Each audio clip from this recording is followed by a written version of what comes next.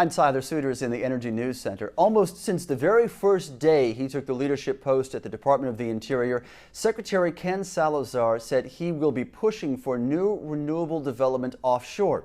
And today the administration took another step in that direction. Secretary Salazar meeting with the governors of 5 states on the Atlantic coast to talk about new wind development.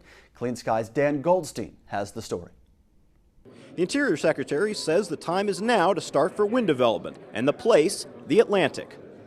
What I have instructed the Undersecretary Wilma Lewis and Liz Birnbaum, the Director of MMS, along with my Energy Counselor, is to take a look at how we are now doing it on the onshore and to compare that to what we're doing in the offshore to see how we might be able to borrow the lessons that we've learned from the onshore. We have we will be permitting up to 5,300 megawatts of power by December 1 of this year on solar, wind, and geothermal projects.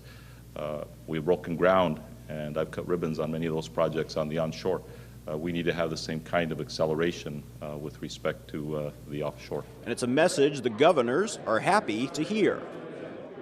And I think why today is so very exciting is that Secretary Salazar has stepped forward to take the lead on behalf of the Obama administration to coordinate those brother and sister agencies, get them all in one room, and have everyone agree, how are we moving out here? What are the areas where we're going to be able to do wind? Where does it make most sense? And how can we do this in a real timeline rather than waiting for 8, 9, 10 years for a permitting process to maybe or maybe not get us to the result? And that's why today's exciting. I mean, we could send as many letters as we want, co-signed by as many governors as we want, but none of that is as important as Secretary Salazar's leadership in stepping up to say, I'm going to deconflict these various missions and make sure we clear the way for wind.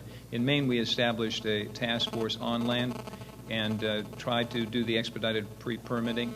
We were very successful because in doing that you get everybody together, you sort out the issues, you have a large public outreach effort, and the same thing is envisioned with this Atlantic Consortium.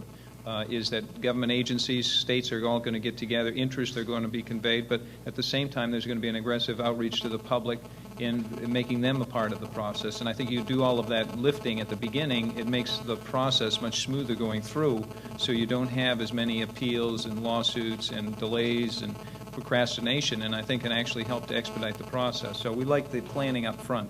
Interior Secretary Ken Salazar also says he'll speed up permits to help move the process forward. And the next major step in U.S. offshore wind development could come in April. That is the deadline that Ken Salazar has set for himself to make a decision about the future of the Cape Wind project off of the Massachusetts coast. I'm Tyler Souters. We're glad you're with us. You're watching Clean Skies News.